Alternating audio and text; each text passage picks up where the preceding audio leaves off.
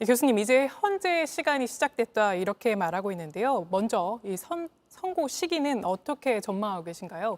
앞서 노무현 전 대통령은 63일, 박근혜 전 대통령은 91일 걸렸잖아요. 지금 어떻게 예상하고 계십니까? 저는 노무현 대통령하고 비슷하게 한 2달 정도 걸릴 거라고 예상하고요. 아무리 길어져도 박근혜 대통령 석 달보단 짧게 그 전에 끝날 것으로 예상합니다. 왜냐하면 박근혜 대통령 때는 사안이 복잡했어요. 최서원 씨에게 국무회의 자료를 유출했는지 또 이재용 회장 등에게 미르재단에 출연금을 주라고 할 때 어느 정도 강압적이었는지 뭐 이런 것들이 수사가 돼야 사실관계 조사가 돼야 했었기 때문에 시간이 걸렸는데 이번에는 내란과 관련해서는 지금 세 개의 수사기관이 경쟁적으로 수사하고 있기 때문에 그 수사 기록들을 헌재는 넘기라고 할 수 있거든요.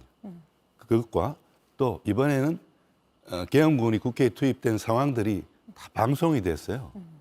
그래서 국민들도 다 봤고 헌법재판관들도 다 봤기 때문에 그 사실관계 증거조사가 박근혜 대통령 때보다는 빨리 끝날 수 있어서 저는 석 달은 안 걸리리라 생각합니다. 2달에서 한 2달 반 정도면 헌재 결정이 나오지 않을까 예상합니다. 교수님의 예상 시기는 이 2달에서 2달 반 정도로 네. 예상하셨는데요. 또 일각에서는 관련한 증인들이 너무 많다 이런 얘기도 하더라고요. 그래서 군 수뇌부와 윤 대통령의 증언이 다르고 있는 만큼 이 최대 기간인 180일이 걸리는 거 아니냐 이런 관측은 좀 어떻게 보십니까? 네, 증인들은 많을 수 있지만 그 방송으로 방송된 그 화면 물증들도 또 있지 않습니까?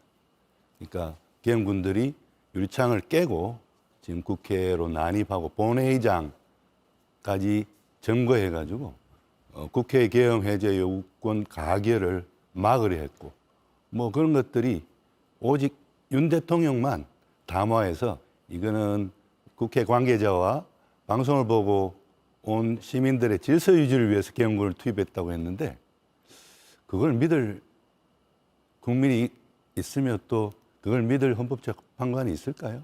예. 그렇구나. 또 윤 대통령이 형사재판에 기소될 경우에 윤 대통령이 이 탄핵 심판 재판을 이 재량으로 정지시킬 수 있다. 이런 얘기도 나오는데 이건 어떻게 봐야 하는 건가요? 예, 헌법재판소법 51조에 보면요. 탄핵과 동일한 사유로 형사재판이 진행될 경우에는 헌법재판소는 형사재판의 결론이 날 때까지 이 탄핵 심리를 정지할 수 있다고 규정하고 있습니다. 그런데 이것은 사실은 손준성 검사의 경우와 같이 검사 한 명이 그 권한행사 정지되는 것이 국가이익에 끼치는 영향하고 지금 대통령이 권한행사 정지돼서 권한대행이 지금 대통령직을 대행하고 있는 이 비정상적인 사태가 오래 지속됨으로써 발생할 수 있는 국가적 불이익하고 어느 게 더 크겠습니까? 이건 비교가 안 되는 거죠, 사실은. 그래서 헌법재판소는 이러한 대통령의 권한행사가 정지된 이러한 비정상적인 헌정 상황을 신속하게 해소해야 할 책무를 집니다. 그걸 헌법재판관들이 다 알고 있습니다. 그렇기 때문에 앞에 노무현 대통령 때도 또 박근혜 대통령 때도 2달, 석 달 이렇게 짧게 걸린 거죠. 헌법재판소법에는 탄핵 사건도 180일 이내에 최종 결정을 내리면 된다고 돼 있지만 180일까지 안 가고 그렇게 신속하게 결정을 내린 것입니다. 네. 중요한 거는 헌재 선고 결과일 텐데요. 일단 뭐 내란죄가 성립하느냐 뭐 이런 얘기들 나오고 있는데요. 대표적인 법률 위반 사항 뭐라고 보십니까? 예, 그 탄핵과 관련해서는 헌법이나 법률을 특히 대통령 탄핵은 중대하게 위반해야 돼요. 그런데 법률 위반 사항부터 말씀드리면 형법의 내란죄 규정이 대표적이고 그 이외에도 형법의 직권남용죄 규정 위반도 될 수 있습니다. 왜냐하면 형법 직권남용죄는요, 공무원이 즉 대통령이 직권을 남용해서 계엄군에게 의무 없는 일을 하게 했기 때문에 그러한 것이 직권남용죄에 해당될 수 있는 것이죠. 또 헌법으로는요, 헌법 77조가 규정하고 있는 많은 사항들을 대통령이 위반했습니다. 첫 번째 77조 1항은요. 전시사변 또는 이에 준하는 국가 비상사태에서만 계엄을 발동할 수 있게 상황적 요건을 규정하고 있는데 그런 상황이 전혀 아니었지 않습니까?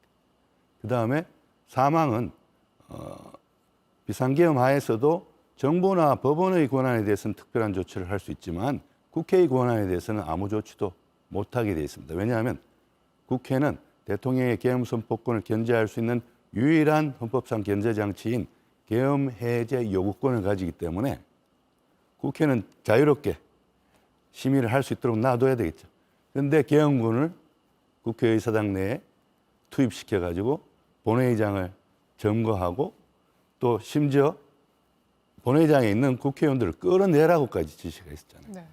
그것은 당연히 이 계엄 해제 요구권 가결을 막기 위한 것이었기 때문에 헌법적으로는 77조 3항 위반이고 형법적으로는 내란죄에 해당하는 거죠. 왜?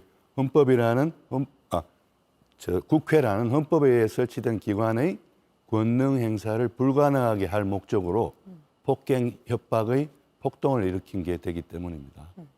그렇게 위법한 법률 위반 사항이 있었다는 네. 말씀이신데 시간 관계상 마지막 질문 여쭤보겠습니다. 네. 이 사람들의 관심은 결국 결과가 어떻게 될 것이냐, 인용이냐, 기각이냐 이 그렇습니다. 텐데요. 네. 이 결과에 국민 여론도 중대한 영향을 끼칠 거라고 보십니까?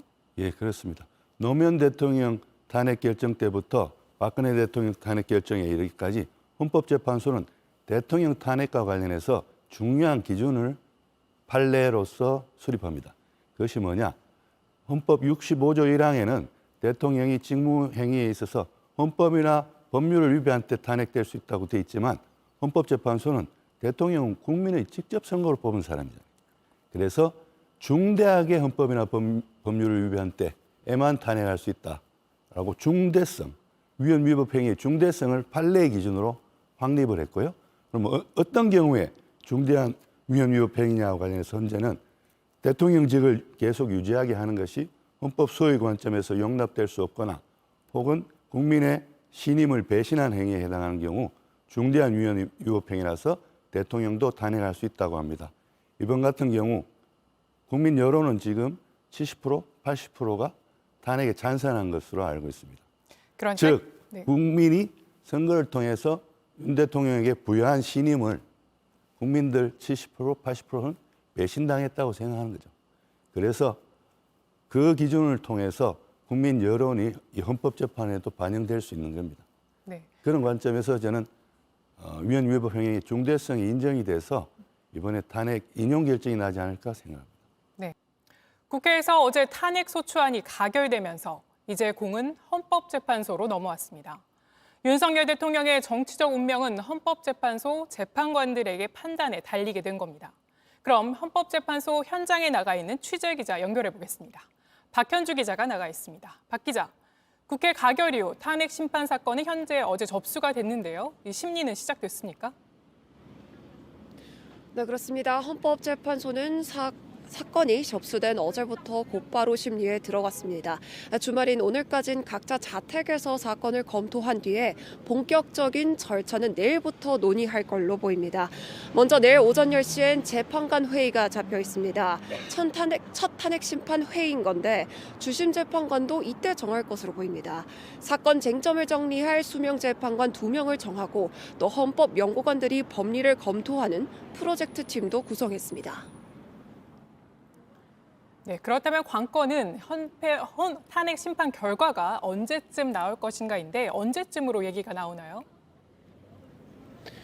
네, 탄핵 심판 결론은 사건이 접수된 어제로부터 180일 이내 나야 합니다. 노무현 전 대통령 때는 63일, 박근혜 전 대통령 땐 91일이 걸렸습니다. 문영배 헌법재판소장 권한대행은 어제 탄핵안 가결 직후 밝힌 입장문에서 신속하고 공정한 재판을 하겠다고 밝혔습니다. 변수는 현재 헌법재판관 9명 정원 중 6명이라는 점인데 탄핵 결정이 나려면 최소 6명의 찬성이 필요합니다. 한 명이라도 반대를 하게 되면 기각 결론이 나오는 건데요. 이 6명 전원이 만장일치로 탄핵 인용 결론을 낸다고 하더라도 정당성 논란이 불거질 수 있습니다. 남은 재판관 3명을 결국 빨리 임명을 해야 하는 건데 공석인 자리는 국회 선출 몫입니다. 현재 더불어민주당이 2명, 국민의힘이 1명의 후보자를 추천해서 이 청문 절차를 앞두고 있는 상황인데요. 임명 동의안이 통과되면 대통령 권한대행이 임명을 해야 합니다. 국회가 남은 절차를 서두른다면 이달 내 구인 체제를 완성할 수 있을 거란 관측이 나옵니다. 네, 헌재의 탄핵 심판을 위해선 이 국회에서는 이 탄핵 소추위원단을 구성해야 되는데 이 논의는 지금 어떻게 되고 있나요? 네, 그렇습니다. 국회는 국회 법사위원장을 단장으로 하는 소추위원단을 통해서 탄핵 심판에 참여하게 됩니다. 박주민 더불어민주당 의원은 오늘 라디오 인터뷰에서 사건에 군 경찰이 많이 나오는 만큼 행정안전위원회나 국방위원회 위원들이 이 위원단에 포함될 것 같다고 설명을 했는데요. 박 의원은 국회 소추위원단을 돕는 역할을 하는 이 대리인단에 변호인을 물색하고 있다고도 설명했습니다. 지금까지 헌법재판소에서 JTBC 박현주입니다.